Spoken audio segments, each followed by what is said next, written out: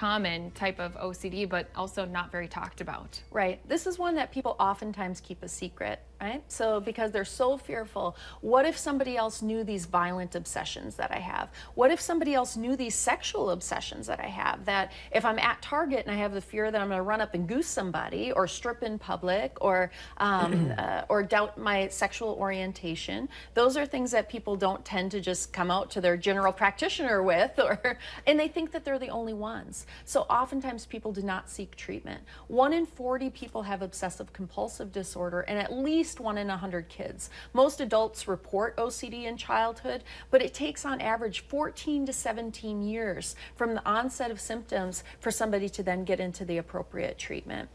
So people suffer in isolation oftentimes for many, many years with these different subtypes of OCD. And with intrusive thoughts, we talked about the violent, we talked about the sexual. There's also something called religious scrupulosity, and that's where people get really stuck in their religious beliefs. And while spirituality, should be a really enjoyable thing, this becomes tormenting for people to the point where I've had a couple of clients that have almost starved to death. They won't eat because they're afraid that they're engaging in gluttony. They'll go in for multiple confessions to their priest. They're constantly afraid that they did something to offend God, and everyday types of behaviors that people will get stuck on. So at what point do you say, okay, I'm having some of these thoughts, I should call somebody and get help? And then 2, what do you do to help I guess heal them, if you will, or stop this from happening? So treatment is highly effective for this. So about 90% of people get better with obsessive compulsive disorder. Wow. So you got good odds.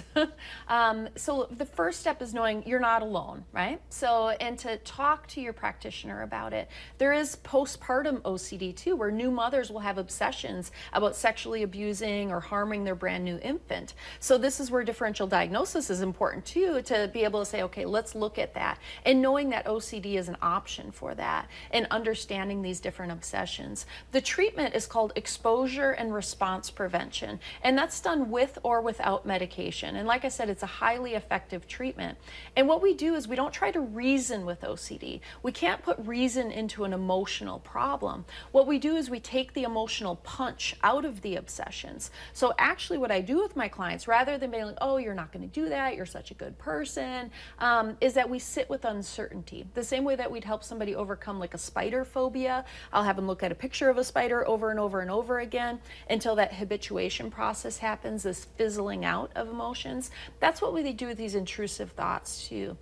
So somebody with religious scrupulosity, rather than having them go to their priest or their minister and figure out all of this stuff in a spiritual standpoint, that doesn't work for OCD. So what I'll have them do instead is look at a trigger word like hell or something like that, and getting exposure to some of these taboo thoughts that they're having, starting easy and working up to more difficult. So someday I may offend someone, someday I may offend someone would be a thought that I might have somebody practice.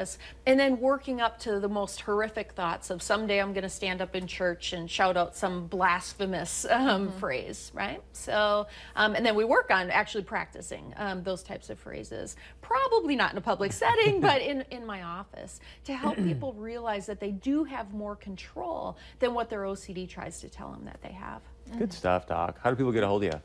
They can contact me through lakesidecenter.org, couragecritters.com. Another great resource is the International Obsessive Compulsive Foundation. Their website is iocdf.org. Thank you very much. Thank you. All right, stay with us. When we come back, you're going to see Christy Larson's green thumb right after this.